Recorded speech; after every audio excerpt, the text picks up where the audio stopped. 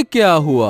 ये किस तरह का मामला है? हमारे गांव में 2 दिन से सूरज डूब नहीं रहा और दूसरी तरफ तुम्हारे गांव में 2 दिन से सूरज उग नहीं रहा। और नहीं तो क्या, अरे तुमको क्या बताऊं, मेरी माँ को है रतौंधी, वो रात में देख नहीं सकती। अब यहाँ 2 दिन से मेरी हालत इतनी खराब हो गई है कि मैं क्या ही बताऊं। माँ घर के कोई काम कर नहीं पा रही क्योंकि रात है और रात में माँ को दिखता नहीं है। वही तो, लेकिन सवाल यह है कि ये हुआ कैसे, ये बताओ। मतलब ऐसा किसने किया? ऐसी घटना तो भैया मैंने पहले कभी ना देखी। कभी ऐसा होता हुआ सुना है क्या? बताओ। हमारे गांव में दिन और तुम्हारे गांव में रात हैं। वही तो, मुझे तो लगता है कि मैं तुम्हारे गांव आ जाऊं। 2 दिन से सूरज की किरण नहीं देख पाया। ऐसा लगता है कि अंधेरे का साम्राज्य आ गया है।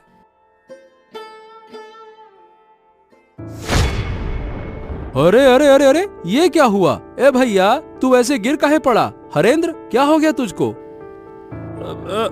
अरे मतलब क्या हो गया, मुझे खुद समझ नहीं आ रहा। मैंने तुम्हारे गांव में आने के लिए जैसे ही कदम बढ़ाया और झटका लगा। बाप रे, मैं तो तुम्हारे गांव में प्रवेश ही नहीं कर पा रहा हूँ। ऐसा लग रहा है कि जैसे बीच में कोई दीवार खड़ी हो। क्या बात कर रहा है? तो क्या हम एक गांव के लोग दूसरे गांव में नहीं जा सकते क्या? वही तो भैया, लग तो ऐसा ही रहा है। लगता है कि इन दोनों गांव के बीच में कोई अदृश्य कांच की दीवार खड़ी हो गई है।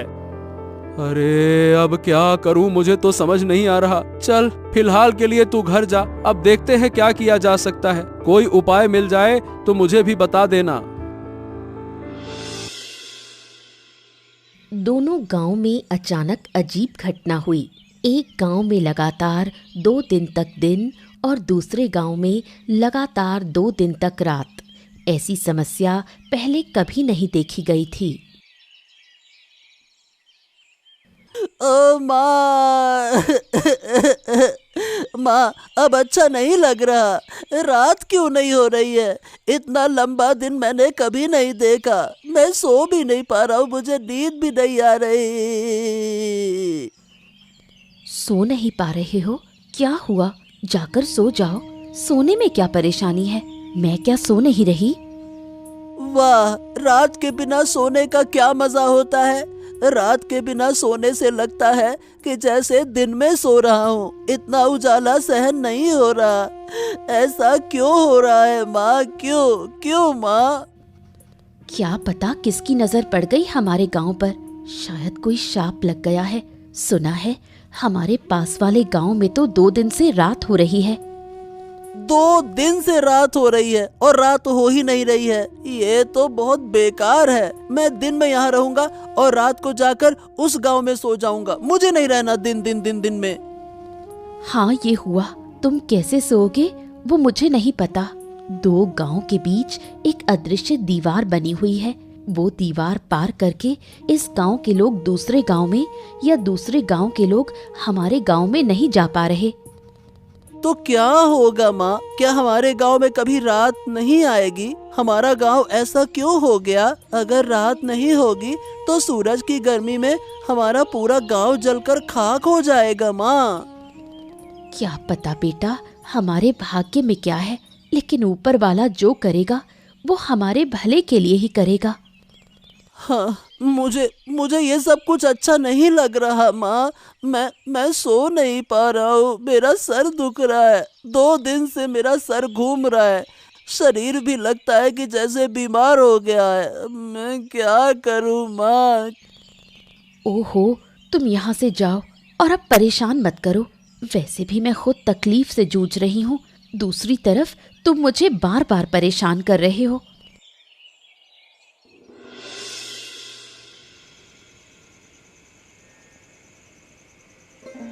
रात के गांव में हरेंद्र की माँ शांता बूढ़ी रहती है, जिसे रात को दिखाई नहीं देता।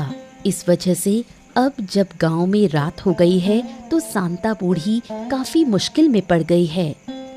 हरेंद्र, ओ हरेंद्र, कहाँ गए तुम? यहाँ आओ, मुझे बाहर ले जाओ। मुझे कुछ भी नजर नहीं आ रहा।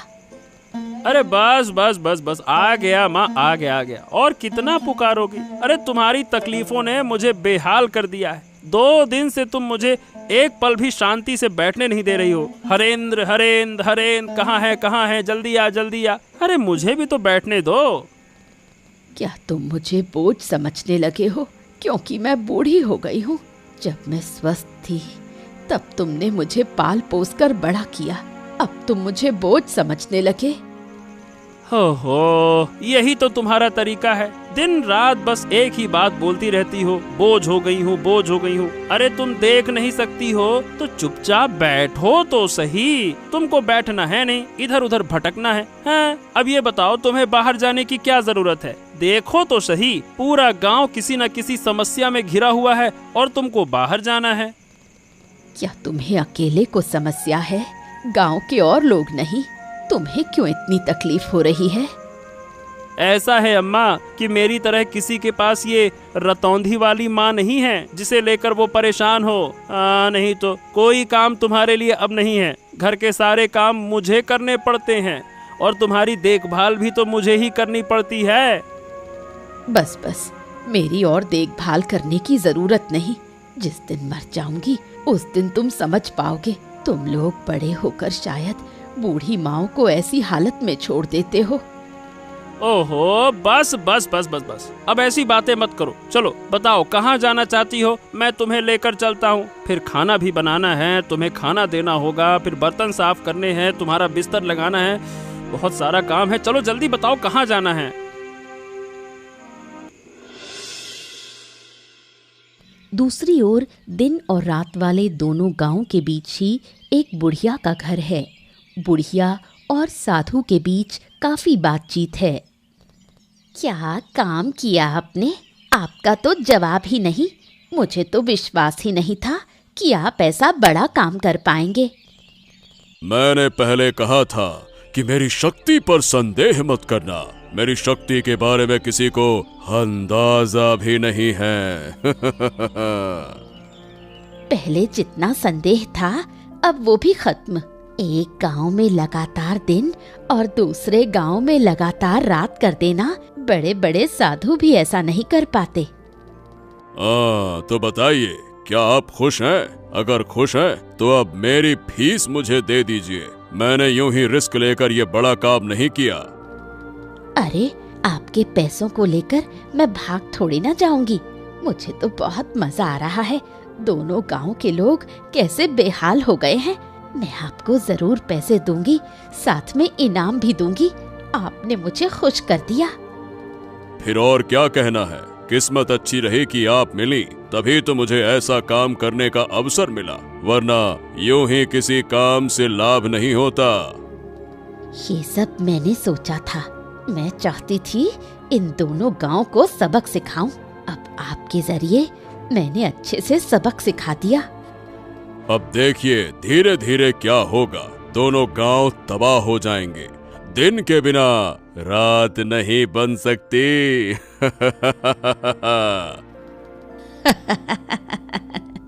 मैं भी यही चाहती थी। मैंने इस दिन का बहुत इंतजार किया है। अब मैं उन्हें हर तरह की तकलीफ दिखाकर सिखा दूंगी कि दुख और अपमान क्या होता है। अब वो मेरा कभी अपमान करने की हिम्मत नहीं करेंगे। मैं चाहती हूँ कि इन दोनों गांव के बीच सिर्फ मैं बची रहूं और कोई ना रहे। अरे अरे बेटा, अरे रुक जाओ बेटा, इस तरह से क्यों दौड़ते हो? क्या हो गया? अरे रुक जाओ, गिर जाओगे। बेटा रुको रुको। पिताजी पिताजी, पिताजी पिताजी, मुझे एक बड़ी बात पता चल गई है। मैंने दिन और रात की असली वजह जान ली है। पिताजी पिताजी पिताजी, अब आप कुछ उपाय निकालो, वरना दोनों गांव वाले मर सकते हैं। अरे बेटा शांत हो जा। हाँ, अब ये बता क्या हुआ, कैसे जाना तुमने, बता मुझे। पिताजी पिताजी, हमारे दोनों गांव के बीच में उस बुढ़िया का घर है ना, वही बुढ़िया जो गांव वालों से बात भी नहीं करती, ये सब कुछ वही करवा रही है। क्या? ये क्या कह रहे हो तुम? क्या सच में ऐसा है? पर ये बताओ तुम्हें कैसे पता चला कि वो करवा रही है? अब मैं सच कह रहा हूँ पिताजी। मैं थोड़ा क्या है कि बाहर गया था तो बुढ़िया के घर से ना हंसी ठहाके की आवाजें आ रही थी। मैं चुपके से गया, मैंने सब कुछ सुना और देखा कि बुढ़िया ना एक साधु के साथ में योजना बना रही थी। पिताजी, जो करना है अब जल्दी कीजिए। मुझे लगता है कि वो साधु ना बड़ा शक्तिशाली है। ओ, अब जब सब कुछ खुल ही गया है तो उस बुढ़िया को छोड़ना नहीं चाहिए। वो जिद करके हमारे विनाश की कोशिश कर रही है ना। वही तो, पर ये समझ में नहीं आ रहा पिताजी कि वो ऐसा कर क्यों रही है। मतलब वो हमसे गुस्सा है क्या? और गांव वाले उससे बात क्यों नहीं करते? हाँ, ये सब बातें जानने के लिए अभी तुम बहुत छोटे हो बेटा। चलो मैं जाता हूँ, हरेंद्र से बात करूंगा, फिर हम दोनों मिलकर बुढ़िया के घर जाएंगे और समझाएंगे। नहीं तो इसके अलावा तो कोई और उपाय नहीं दिखता। वही तो पिताजी, जल्दी कीजिए। मुझे उस साधु पर भरोसा नहीं है। बहुत ही बेकार हंसी हंसता है वो पैसे लेकर चला गया और यकीन है कि वो वापस आएगा।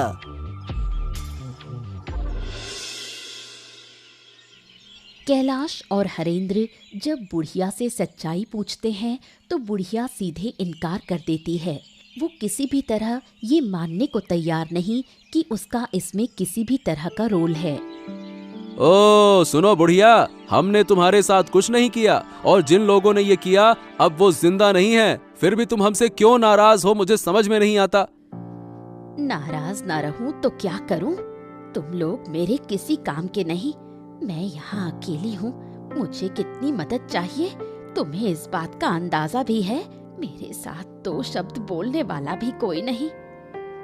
ऐसा है कि लोग तुमसे बात इसलिए नहीं करते क्योंकि तुम गुस्सैल हो, तुम्हें गुस्सा बहुत आता है। गांव वाले तुमसे डरते हैं, इसीलिए कोई तुम्हारे पास नहीं आता। पर इसका मतलब ये नहीं है कि तुम हमारे गांव को नुकसान पहुंचाओ।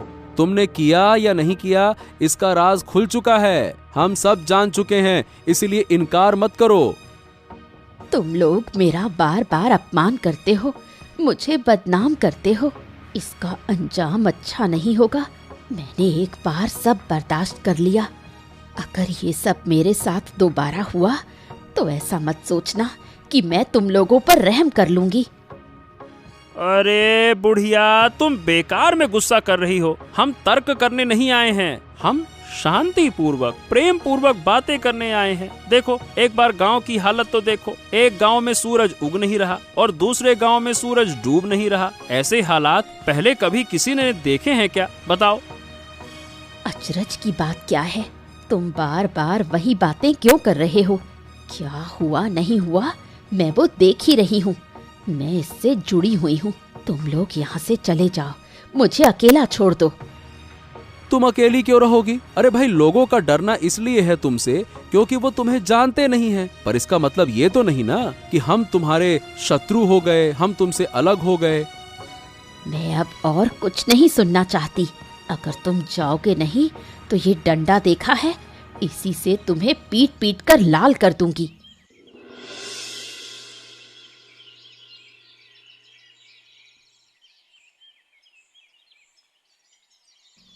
क्या तुम सच में उस बूढ़ी के पास गए थे? रिशान ने मुझे बताया, कुछ फायदा हुआ क्या? हाँ, जितना समझ में आया उससे ये पता चला कि आराध्या, वो जो बुढ़िया है ना, वो दोनों गांव पर बहुत गुस्सा है। इसीलिए बूढ़ी ने किसी साधु की मदद से हमारे इन दोनों गांव के साथ में ऐसा किया। तो क्या इन दोनों गांव को फिर पहले जैसा करना संभव नहीं? ऐसा लगता तो नहीं है। मैंने और हरेंद्र ने मिलकर बूढ़ी को वैसे तो बहुत समझाने की कोशिश की, पर सही बताऊं बूढ़ी सुनना ही नहीं चाहती है। वो किसी भी तरह से हमारी बात समझना ही नहीं चाहती है। सच में मुझे तो डर लग रहा है। अगर ऐसे ही चलता रहा तो गांव में कोई नहीं बचेगा। धीरे धीरे सब कुछ नष्ट हो जाएगा।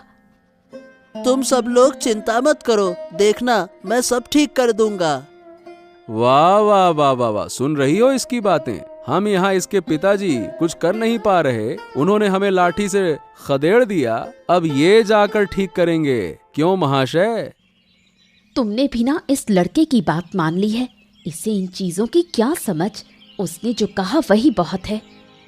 अरे माँ, मैं यूं ही नहीं कह रहा, मैं सच कह रहा हूँ। मैं सब कुछ ठीक कर दूंगा, तुम लोग देख लेना। उस साधु को मैं जानता हूँ, अगर मैं उसे एक बार पकड़ लूंगा तो उसे नष्ट कर दूंगा। बहुत मारूंगा मैं उसे गुच्छे बना के।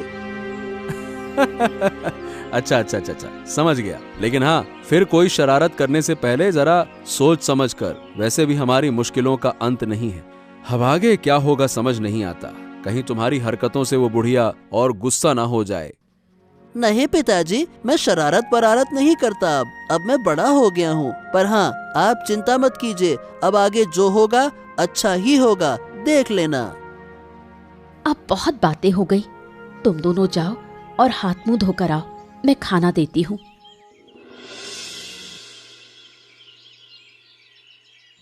अरे साधु बाबा, आइए आइए बैठिए। मैं तो आपका ही इंतजार कर रही थी। कितनी बातें हुई, आपको तो कुछ पता ही नहीं। क्या बात है? फिर क्या हुआ? कोई नई कहानी हुई क्या? गांव वालों को सब पता चल गया है कि ये मैंने ही किया है, पर मैंने इनकार कर दिया। सब मेरे पास आए थे, मैंने उन्हें भगा दिया। उनका इस विपत्ति में पड़ा हुआ चेहरा देखकर मुझे कितनी खुशी हुई।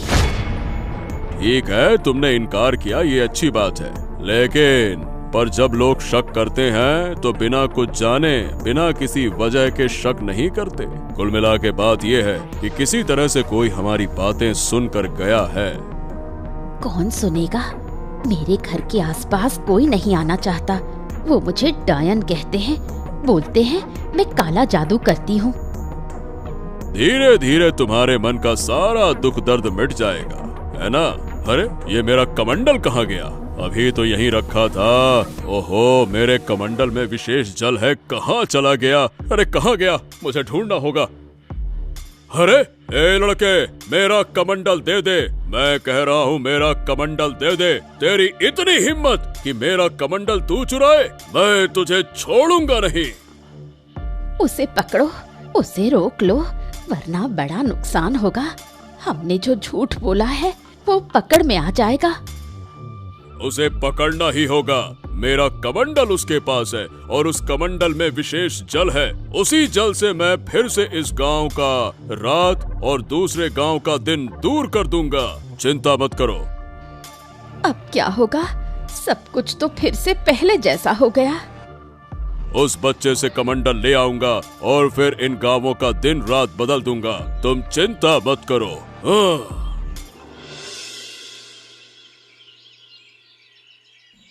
ए लड़के, तेरी इतनी हिम्मत कि तूने मेरा कमंडल छुआ, मैं तुझे श्राप दे सकता हूँ। क्या तू जानता है? मुझे किसी चीज का डर नहीं है। मैंने इन दोनों गांवों को फिर से पहले जैसा कर दिया है। इन दोनों गांवों की दुख चिंता दूर कर दी है मैंने।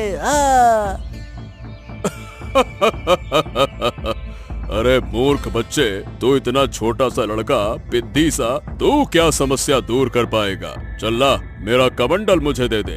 उस कमंडल के पानी से मैं फिर से इस गांव की रात और दूसरे गांव का दिन, ये जो समस्या है इसे दूर कर दूंगा। ला। मैं कभी ऐसा होने नहीं दूंगा। मैं इस कमंडल का पानी फेंक दूंगा, फिर देखता हूँ कि तुम दोबारा से एक गांव में रात और दूसरे गांव में दिन कैसे कर पाते हो। ए लड़के, मुझसे चालाकी मत कर, वरना इसका बहुत बुरा परिणाम भुगतना होगा। बच्चे, बिल्कुल बच्चे जैसे रह, ज्यादा बड़ेपन का ढोंग मत कर, समझा? फिर आप लोग इन दोनों गांवों को इतना नुकसान क्यों पहुंचा रहे हो? आप एक साधु बाबा हो, आप एक साधु महाराज हो, आपको तो गांव वालों की मदद करनी चाहिए ना? बेशक मैं मदद कर रहा हूँ। मैं बूढ़ी की मदद कर रहा हूँ, उसके दुख तकलीफ दूर कर रहा हूँ। ये तुम्हारी समस्या नहीं है और तुम्हारी समझ के बाहर की चीज है। चलो अब लाओ, मेरा कमंडल मुझे वापस करो। नहीं नहीं नहीं नहीं नहीं, मैं नहीं देने वाला। मैंने कह दिया ना, नहीं दूंगा, नहीं दूंगा तो नहीं दूंगा। किसी भी सूरत में तुम्हें ये कमंडल नहीं मिलेगा। ओह, ठीक है, तो अब तू दंड भुगतने के लिए तैयार हो जा, शरारती बच्चे। अरे छोड़ दो मुझे, छोड़ दो, मैं कह रहा हूँ छोड़ दो। अगर मेरे पिता को पता चला तो वो आपको गांव से निकाल देंगे और आप फिर कभी इस गांव में नहीं आ पाएंगे। छोड़ दो मुझे, छोड़ दो। जब पहले मैं तुझे बोल रहा था तो तू तो नौटंकी कर रहा था, अब तू बच कर दिखा। जब अच्छे से बोला था तब तो माना नहीं, तुझे मैं जरूर खत्म कर दूंगा। मेरे साथ शरारत करने आया था ना तू? चल। रिशान को न पाकर कैलाश का परिवार पगला सा हो जाता है। लोग समझते हैं कि इस अनहोनी के पीछे जरूर बुढ़िया का ही हाथ है। बूढ़ी माँ, बूढ़ी माँ, बूढ़ी माँ, हमें बचाओ, हमारी मदद करो बूढ़ी माँ, हम तुमसे हाथ जोड़कर विनती कर रहे हैं बूढ़ी माँ। क्या हुआ? फिर कोई अनहोनी हो गई? मैं किसी की मदद नहीं कर सकती, मैं मदद करने वाली नहीं हूँ। तुम लोग तो मुझे डायन कहते हो, बोलते हो मैं काला जादू करती हूँ। मैं काला जादू करती हूँ, मैं किसी की मदद क्यों करूँ? हमारी मदद करो, दया करो बूढ़ी माँ, दया करो। हमें अपना बेटा नहीं मिल रहा, कहाँ गया हम कुछ नहीं जानते। आप खोज कर बताइए, मुझे पता है कि आप जानती हैं। अब बहुत दुख हुआ ना, पर उस दिन जब मैंने गांव वालों के पास जाकर अपने बच्चे के लिए मदद मांगी थी तो तुम लोग कहाँ थे? तब तुमने मेरी मदद नहीं की। क्यों? मैं गरीब हूँ इसलिए? क्या आप ऐसा क्यों कह रही हैं? मैं सही कह रही हूँ, मेरा बच्चा बीमार था, मैंने सबके पास मदद मांगी, किसी ने मेरी मदद नहीं की, सबने मुझे अपमान करके भगा दिया। आखिर मेरा बच्चा मर गया, क्या मैंने कम दुख पाया? अब वो तो हमें कुछ भी नहीं पता था। आप हमें इतनी बेकार नजरों से क्यों देखती हैं? कृपया करके बताइए ना, मेरा बेटा कहाँ है? मैं अपने बच्चे के बिना नहीं जी पाऊंगा, नहीं जी पाऊंगा। जीऊंगी, जरूर जीऊंगी, तुम लोग सब जियोगे, पर अंदर तक तीव्र पीड़ा के साथ जियोगे, जैसे कि मैं इतने समय से जी रही हूँ, अपने बच्चे की यादों को थामे हुए। अरे कैसी इंसान है आप! एक छोटा बच्चा मेरा नहीं मिल रहा, कोई अनहोनी हो गई तो क्या आप थोड़ी सहानुभूति नहीं दिखा सकती? हर समय दुश्मनी दुश्मनी दुश्मनी, क्यों क्यों? उन बातों की मुझे परवाह नहीं, जो तुम्हारे भाग्य में लिखा है वही होगा। मैं किसी की मदद नहीं कर सकती, बिल्कुल नहीं कर सकती। तुम लोग यहाँ से चले जाओ। दोनों गांव की समस्या खत्म करने के लिए बेचारे रिशान को अपनी जान की आहुति देनी पड़ी। साधु ने रिशान की हत्या कर उसकी लाश 2 गांव के बीच में फेंक दी। ये मेरे साथ क्या अनर्थ हो गया? मेरा बच्चा, मेरा लाल, जरूर ये उन्हीं लोगों का काम है। उठ जा रे बेटे, उठ जा बेटे, मेरे बच्चे। हाय हाय, अब मेरा क्या होगा? मेरा गोद का लाल, मेरा नन्हा सा मानिक चला गया, मुझे छोड़कर चला गया। रिशान, तू मुझे छोड़कर कैसे जा सकता है बेटा? बोल बेटा बोल, अब मैं तुझे कभी नहीं डांटूंगा, कभी नहीं। जो कहेगा वही होगा, बस एक बार बोल तो सही बेटा। जिन लोगों ने मेरी गोद से मेरा बच्चा छीन लिया, ऊपर वाला उनका न्याय करेगा। मैं किसी को नहीं छोड़ूंगी, किसी को नहीं बख्शूंगी। शांत हो जाओ आराध्या, इसका बदला मैं जरूर लूंगा। मैं किसी को छोड़ूंगा नहीं। मेरे छोटे से बच्चे पर जरा सा भी तरस नहीं आया उन्हें। उसने ऐसा क्या किया था जो उसे इतनी बड़ी सजा मिली? मैं छोड़ूंगा नहीं। वो तो छोटा था, उसे क्या पता इन सब बातों का। उन्होंने ये सब कैसे कर दिया? एक छोटे से बच्चे को मार दिया। उनका दिल जरा भी नहीं कांपा। क्या वो लोग इंसान हैं? मैं अपने बेटे के शरीर को छूकर कसम खाता हूँ कि जिन्होंने ये किया उन्हें मैं किसी हालत में माफ नहीं करूंगा। उन्हें सजा जरूर मिलेगी। बस भाई बस बस बस, चलो उठो, अब हमें आगे का इंतजाम करना होगा। चलो रिशान को, बच्चे को लेकर चलो चलो।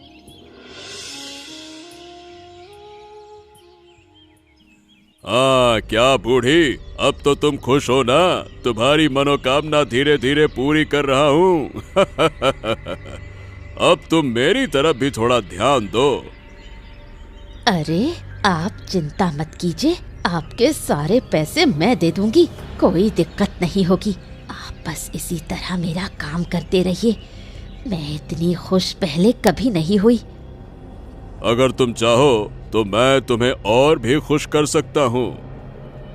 जरूर चाहती हूँ। मैं चाहती हूँ कि इन दोनों गांव का एक भी बच्चा जिंदा ना बचे, सबकी गोद खाली हो जाए। आज जो लोग रो रहे थे उन्हें देखकर मुझे कैसी पिशाची सी खुशी मिल रही थी, क्या बताऊं। बहुत बढ़िया, बहुत बढ़िया। तो तुम पैसों का इंतजाम करो, मैं एक एक करके इन दोनों गांव के सारे बच्चों को मार दूंगा। मैं वादा करता हूँ कि इन गांव में एक भी बच्चा जिंदा नहीं रहेगा। यही तो मैं चाहती हूँ, मैं इसी दिन का इंतजार कर रही थी।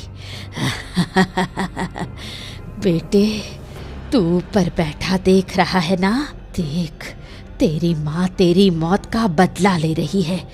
जो दर्द मुझे हुआ था वही दर्द अब मैं सबको दूंगी। इतनी जल्दी खुश मत हो, हमें धीरे धीरे सब करना होगा।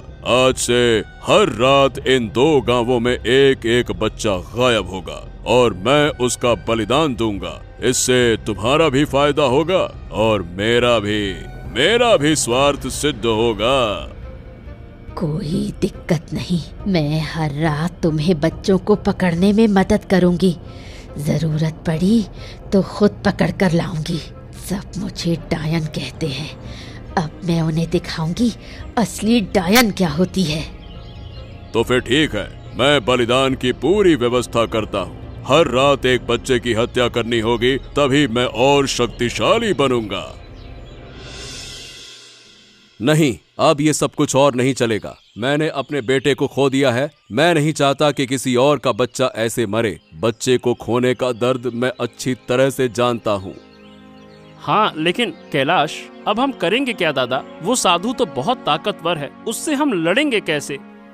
साधु को बाद में देख लेंगे, पहले उस डायन बूढ़ी का कुछ करना होगा। उसका दिमाग खराब हो गया है, बेटे को खोकर पागल हो गई है वो पागल। अच्छा ठीक है, लेकिन हम उसे मार तो नहीं सकते हैं ना? हमने अपने बेटे के शरीर को छूकर कसम खाई है, जिन्होंने ये किया है उन्हें सजा देंगे। उस डायन बूढ़ी से बड़ी सजा और कोई नहीं हो सकती। अच्छा, क्यों नहीं मार सकते? जब उसने मेरे बच्चे को नहीं छोड़ा, जब उसे गांव के सभी बच्चों को मारने का मन हो रहा है, तो मैं भी उस विकृत दिमाग की डायन को मार सकता हूँ। बिल्कुल मार सकता हूँ। खून का बदला खून, बिल्कुल। और मैंने तय कर लिया है, बूढ़ी को मैं जिंदा जला दूंगा। उसके लिए यही सजा सही रहेगी। अगर वो जिंदा रही तो कभी नहीं सुधरने वाली। उसका दिमाग पूरी तरह से खराब हो चुका है। ठीक है, मुझे कोई आपत्ति नहीं है, लेकिन गांव के लोग क्या कहेंगे? एक जिंदा इंसान को जलाकर मार देंगे तो क्या ये ठीक रहेगा? वो इंसान नहीं है भाई, वो इंसान हो ही नहीं सकती। वो एक डायन है, डायन। और डायन को जलाने का आदेश खुद भगवान ने दिया है। अगर तुम मेरे साथ रहना चाहते हो तो रहो, नहीं तो मैं अकेले ये काम करूंगा और आज ही मैं उसके घर में आग लगा दूंगा। नहीं नहीं नहीं नहीं, ऐसी बातें क्यों कर रहे हो? मैं तुम्हारे साथ रहूंगा। ये बूढ़ी हमारे गांव के लिए भी बड़ी मुसीबत बन गई है। अब बस बहुत हो गया, चलो जो फैसला लिया है वही करेंगे, चलो। बूढ़ी के घर में आग लगाने से वो जलकर मर गई। उसके मरने के बाद सब लोगों ने मिलकर साधु को सजा देने का निश्चय किया। साधु, ओ साधु, अरे कहाँ है रे तू? आज तेरे पापों का अंत होगा, निकल बाहर। क्या हो गया? सब लोग मेरे आश्रम में क्यों जुटे हो? क्या तुम्हें मेरी शक्ति का अंदाजा नहीं है क्या? अहंकार पतन की जड़ है, ये बात जानते हैं ना आप? मुझे ये बातें सिखाने मत आओ। मैं साधु हूँ, साधु। मेरी शक्ति असीम है। चाहूं तो मैं अभी तुम सबको समाप्त कर दूंगा।